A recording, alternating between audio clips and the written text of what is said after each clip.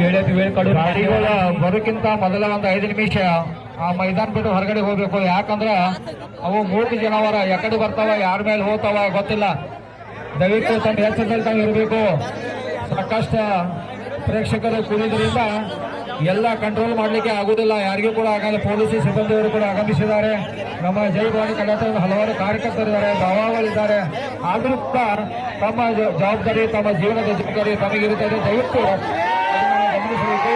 ಸ್ವಲ್ಪ ದೂರ ನಿಂತುಕೊಂಡು ತಂದೆ ಕೂಡ ಒಳ್ಳೆಯದು. ಯಾವುದೋ ಅಪಘಾತ ಸಂಭವಿಸಬಾರ್ದು, ಯಾವುದೋ ಅಪಘಾತ ಸಂಭವಿಸಬಾರ್ದು.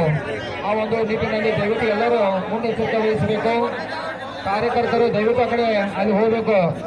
ಅಲ್ಲಿ ಎಂಟ್ರಿ ಕೊಡತಕ್ಕಂಥ ಎತ್ತುಗಳು ಗಾಡಿಗಳು ಆ ಸ್ಥಳಕ್ಕೆ ದಯವಿಟ್ಟು ಅಲ್ಲಿ ಕಾರ್ಯಕರ್ತರು ಇರಬೇಕು. ಜನ ಬಯಲು ಮಾಡತಕ್ಕಂಥ ಕಾರ್ಯ ಮಾಡಬೇಕಂತ ಹೇಳಿ ತಮ್ಮಲ್ಲಿ ಕೇಳ್ಕೊಳ್ತಾ ಇದ್ದೇವೆ.